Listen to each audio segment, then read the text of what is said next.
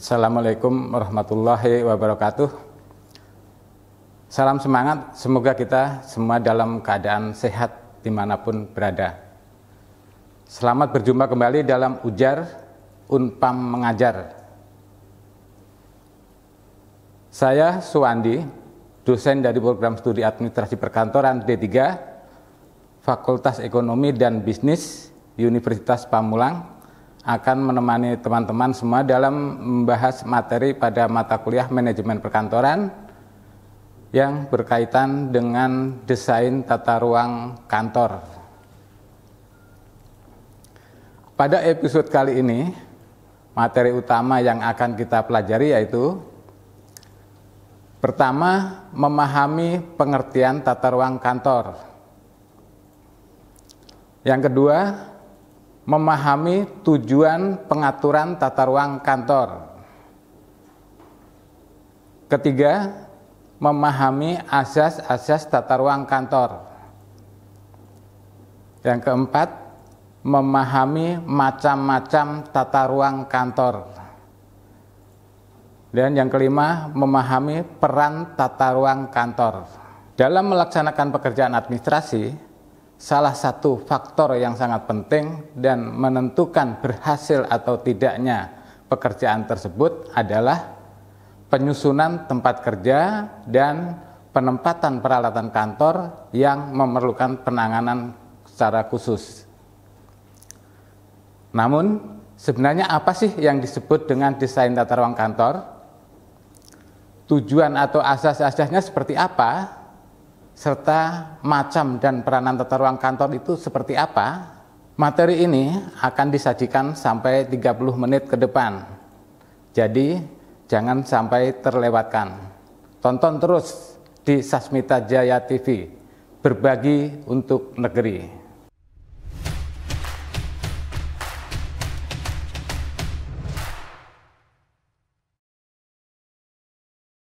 Kembali lagi bersama saya dalam Ujar Unpam Mengajar. Sobat Ujar, istilah tata ruang kantor berasal dari bahasa Inggris, yaitu office layout atau sering disebut juga layout saja. Tata ruang kantor adalah pengaturan perabot, mesin, dan sebagainya di dalam ruangan yang tersedia. Berikut pengertian tata ruang kantor menurut para ahli adalah sebagai berikut. A. Menurut Ziliangki, tata ruang kantor adalah penyusunan alat-alat kantor pada letak tempat serta pengaturan tempat kerja yang menimbulkan kepuasan bekerja bagi para pegawai. B. Menurut Josteri, tata ruang kantor adalah penentuan mengenai kebutuhan-kebutuhan tentang penggunaan secara terperinci dari ruang ini untuk menyiapkan suatu susunan yang praktis dari faktor-faktor fisik yang dianggap perlu bagi pelaksanaan pekerjaan kantoran dengan biaya yang layak. C. Menurut Littlefield dan Peterson, tata ruang kantor dapat dirumuskan sebagai penyusunan perabot dan alat perlengkapan pada luas lantai yang tersedia. Nah, dari uraian tersebut menunjukkan bahwa tata ruang mempunyai peranan yang penting dalam sebuah kantor. Tata ruang kantor disusun berdasarkan aliran pekerjaan kantor sehingga perencanaan ruang kantor dapat membantu para pekerja dalam meningkatkan produktivitasnya. Selain itu, pengaturan tata ruang kantor yang baik akan memberikan keuntungan-keuntungan. Nah, diantaranya mencegah penghamburan tenaga dan waktu para pegawai karena berjalan mondar-mandir yang sebetulnya tidak perlu. Kemudian menjamin kelancaran proses pekerjaan yang bersangkutan. Memungkinkan pemakaian ruang kerja secara efisien, yaitu suatu luas lantai tertentu dapat dipergunakan untuk keperluan yang sebanyak-banyaknya. Mencegah para pegawai di bagian lain terganggu oleh publik yang memenuhi satu bagian tertentu. Kita lanjut ke materi memahami tujuan pengaturan daripada tata ruang kantor. Pengaturan ruang kantor yang baik dapat menciptakan suasana kerja yang menyenangkan sehingga proses penyelesaian pekerjaan dapat berjalan dengan lancar. Nah, adapun tujuan yang ingin dicapai dalam tata ruang kantor yang baik adalah sebagai berikut. Yang pertama, seluruh ruang dapat digunakan dengan sebaik-baiknya. Rangkaian pekerjaan dapat mengalir dengan lancar tanpa mengalami hambatan.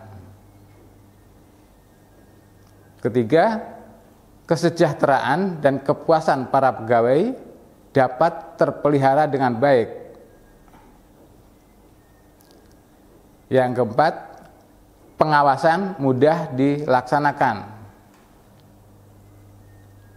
Kelima, pelaksanaan pekerjaan dapat menempuh jarak yang terpendek. 6. Kesan yang baik dari pengunjung terhadap kantor.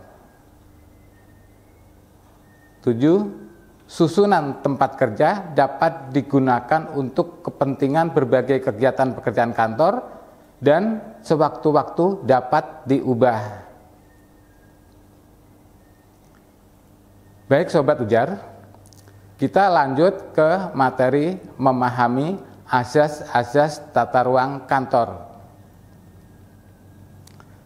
Untuk mencapai tujuan yang sudah dijelaskan sebelumnya, maka memperhatikan asas-asas tata ruang sebagaimana dinyatakan oleh seorang ahli tata ruang yang bernama Richard Mutter. Adapun asas-asas tersebut adalah sebagai berikut. A. Mengenai jarak terpendek. Dengan tidak mengabaikan hal-hal khusus, suatu tata ruang yang baik adalah yang memungkinkan proses penyelesaian suatu pekerjaan menempuh jarak yang sependek mungkin. Dalam hal ini, garis lurus antara dua titik adalah jarak yang terpendek. Nah, dalam menyusun tempat kerja dan menempatkan alat-alat, ya, asas ini dijalankan sejauh mungkin. B. Asas mengenai rangkaian kerja.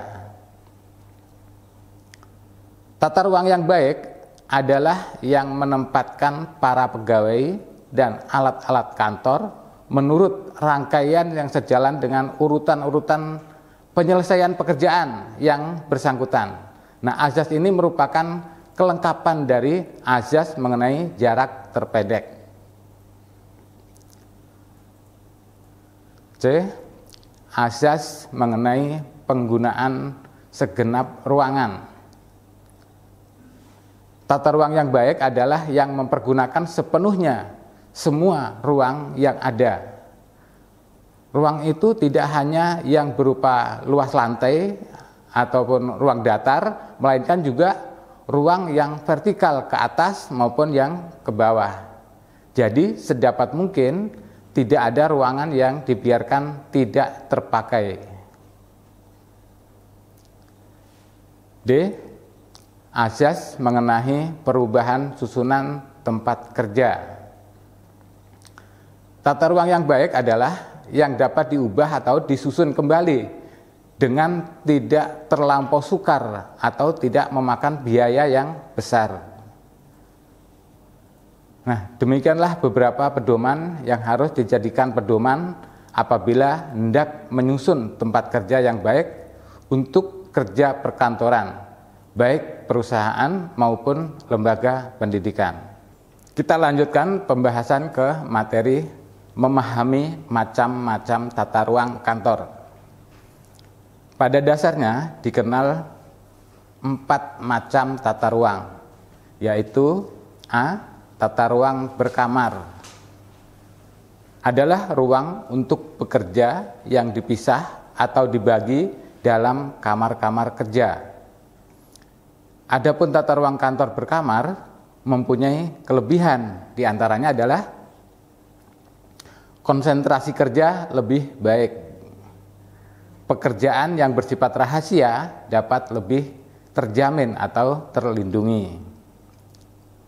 Untuk menambah kewibawaan, status pejabat sehingga selalu terpelihara adanya kewibawaan pimpinan.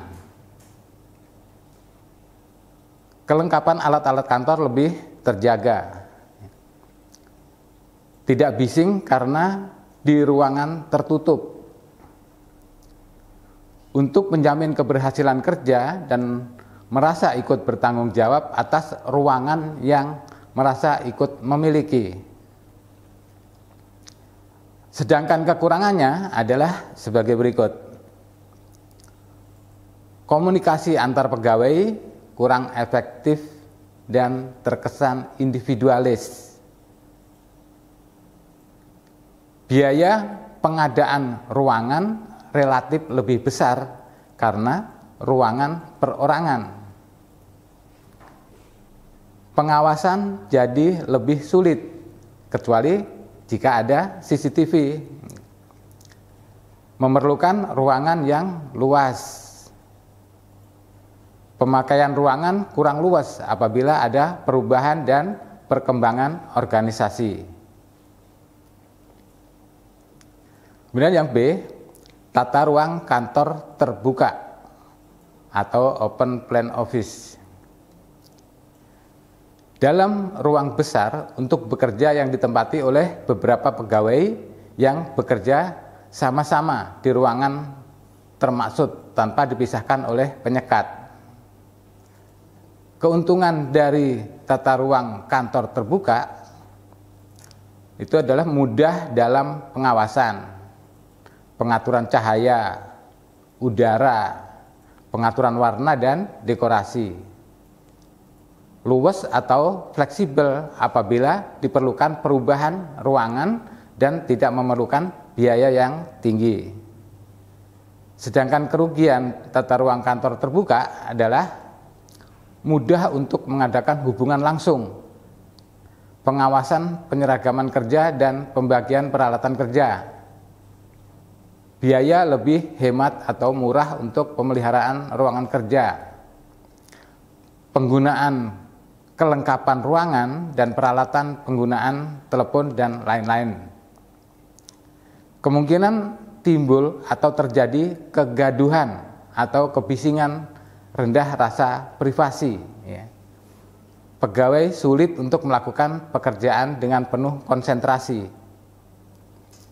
Batas kedudukan antara pimpinan dan bawahan tidak nampak jelas.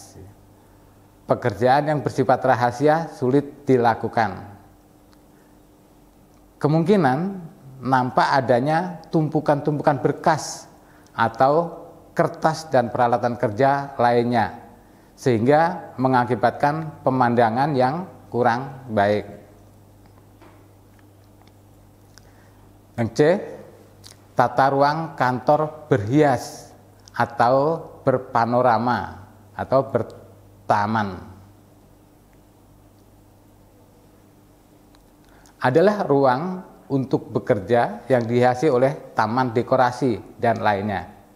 Bentuk ruangan kantor berhias ini mengusahakan agar lingkungan ruangan perkantoran nampak seperti pemandangan alam terbuka dan benar-benar merupakan lingkungan yang nyaman, menyenangkan, dan ekonomis dalam pemanfaatan ruangan.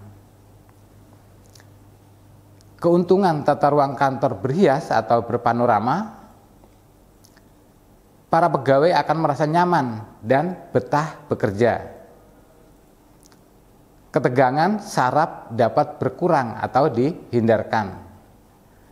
Kebisingan dan kegaduhan dapat berkurang atau dihindarkan. Produktivitas kerja dapat meningkat, pekerjaan dilaksanakan dengan efisien sehingga tujuan organisasi dapat mudah untuk dicapai. Sedangkan kerugian tata ruang kantor berhias atau berpanorama adalah biaya yang cukup tinggi untuk mengadakan taman dan dekorasi lainnya. Biaya pemeliharaan tinggi, memerlukan tenaga ahli yang tidak mudah dan tidak murah. D. Tata ruang kantor yang merupakan gabungan antara bentuk tata ruang kantor berkamar, tata ruang terbuka, dan tata ruang berhias. Karena ketiga bentuk tata ruang mempunyai kerugian, maka untuk mencegah atau mengurangi kerugian yang ada, diciptakan tata ruang kantor gabungan. Tata ruang ini adalah kombinasi antara tata ruang terbuka dan tertutup. Nah, untuk tetap menjaga wibawa pimpinan, maka dibuatlah suatu ruang kerja untuk seorang pimpinan. Adapun para pegawai ditempatkan dalam suatu ruangan kerja sehingga sistem pengawasannya lebih mudah untuk dilakukan. Kita lanjutkan materi ke pembahasan memahami peranan tata ruang kantor. Dalam suatu kantor terdapat berbagai sumber daya, di mana sumber daya manusia merupakan faktor utama dari keberadaan suatu kantor, dituntut dapat menciptakan kondisi fisik kantor yang baik. Seorang karyawan tidak mungkin dapat bekerja dengan baik jika tidak tersedia tempat kerja yang cukup, tempat untuk menempatkan perkakas, bahan-bahan, dan bebas bergerak tanpa mengganggu teman-teman sekerjanya. Peranan penataan atau tata ruang kantor sangat penting demi terciptanya efektivitas dan efisiensi kerja karyawan di suatu perusahaan. Penataan ruang kantor yang baik akan mendukung meningkatan mutu kegiatan perkantoran sesuai sasaran dan tujuan utama kantor. Tata ruang kantor dibutuhkan oleh semua bentuk organisasi, baik perusahaan, instansi pemerintah, maupun badan usaha lainnya. Apabila tata ruang kantor itu disusun berdasarkan suatu teknik yang tepat, maka para pegawai tidak perlu mondar-mandir dan melayani publik yang bertanya pun akan lebih mudah. Adapun pengukuran tata ruang kantor yang baik adalah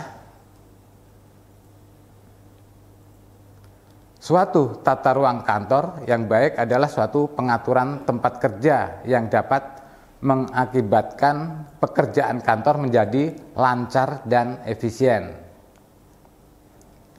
Nah, dari sudut pegawai, suatu kantor yang baik adalah ruang kerja yang dapat menambah kesenangan dan semangat kerjanya, dan tata ruang kerja yang tidak direncanakan dengan baik akan mengakibatkan pengaruh yang tidak baik dalam pencapaian tujuan dari organisasi tersebut. Dengan adanya pengaturan tata ruang yang baik akan memudahkan pengawasan dan penghematan dari segi waktu, tenaga, biaya, dikarenakan komunikasi lebih sempurna dan aliran pekerjaan lebih lancar. Ada beberapa prinsip dalam tata ruang kantor, yaitu aliran pekerjaan yang sederhana, yang membatasi mobilitas pegawai dan menghemat kertas seminimum mungkin. Ruang lantai harus bebas dari rintangan. Meja dapat dengan mudah dilihat oleh pimpinan. Perlengkapan kerja berada di dekat penggunanya. Jumlah jalan atau koridor yang memadai dan luasnya juga memadai. Pastikan semua meja mendapatkan penerangan yang cukup. Mesin bersuara gaduh harus dipisahkan dari ruangan. Tata ruang harus menyenangkan. Dalam penempatan perabot kantor, dalam ruangan kantor, ada 5 faktor yang harus diperhatikan, yaitu harus menghemat ruang lantai, harus fungsional hubungan dengan pekerja, tinggi meja dan kursi harus sesuai dengan pemakainya atau ergonomik. Perabot harus mudah untuk dipindah-pindahkan. Biaya yang dikeluarkan harus relatif hemat. Nah, untuk memastikan teman-teman mahasiswa sudah memahami materi yang saya sampaikan tadi, saya ingin mengetahui pendapatnya. Desain tata ruang kantor yang mana yang paling banyak digunakan oleh instansi pemerintah? Saya tunggu jawaban teman-teman. Tetap semangat!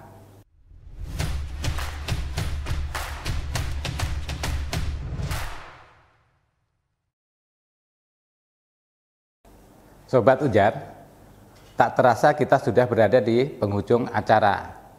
Dari materi yang sudah saya sampaikan tadi, bisa disimpulkan bahwa 1. Dalam melaksanakan pekerjaan administrasi, salah satu faktor yang sangat penting dan menentukan berhasil atau tidaknya pekerjaan tersebut adalah penyusunan tempat kerja dan penempatan peralatan kantor.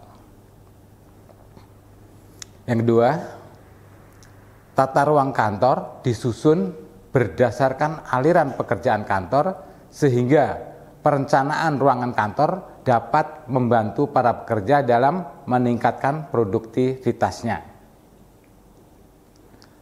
Yang ketiga, tujuan pengaturan tata ruang kantor adalah untuk menciptakan suasana kerja yang menyenangkan sehingga proses penyelesaian pekerjaan dapat berjalan dengan lancar.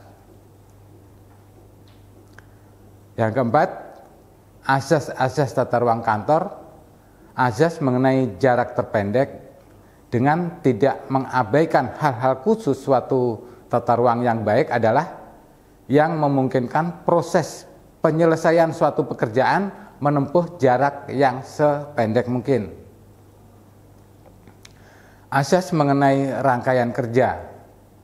Tata ruang yang baik adalah yang menempatkan para pegawai dan alat-alat kantor menurut rangkaian yang sejalan dengan urutan-urutan penyelesaian pekerjaan yang bersangkutan. Asas ini merupakan kelengkapan dari asas mengenai jarak terpendek. Asas mengenai penggunaan segenap ruangan. Tata ruang yang baik adalah yang mempergunakan sepenuhnya semua ruang yang ada. Ruang itu tidak hanya yang berupa luas lantai saja atau ruang datar, melainkan juga ruang yang vertikal ke atas maupun ke bawah. Jadi sedapat mungkin tidak ada ruang yang dibiarkan tidak terpakai. Asas mengenai perubahan susunan tempat kerja. Tata ruang yang baik adalah yang dapat diubah atau disusun kembali dengan tidak terlampau sukar atau tidak memakan biaya yang besar. Nah, macam-macam tata ruang kantor itu ada tata ruang kantor berkamar, tata ruang kantor terbuka, tata ruang kantor berhias atau berpanorama atau bertaman, ya. Nah, tata ruang kantor yang merupakan gabungan antara bentuk tata ruang kantor berkamar, tata ruang kantor terbuka, dan tata ruang kantor berhias. Kemudian peranan tata ruang kantor. Peranan penataan tata ruang kantor sangat penting demi terciptanya efektivitas dan efisiensi kerja karyawan di suatu perusahaan. Penataan ruang kantor yang baik akan mendukung peningkatan mutu kegiatan perkantoran sesuai sasaran dan tujuan utama kantor. Tata ruang kantor dibutuhkan oleh semua bentuk organisasi, baik perusahaan, instansi pemerintah maupun badan usaha lainnya. Demikian materi pertemuan 12 kali ini. Saya Suwandi undur diri, sampai bertemu kembali di episode berikutnya. Tetap semangat, salam ujar, vokasi bisa, vokasi hebat. Wassalamualaikum warahmatullahi wabarakatuh.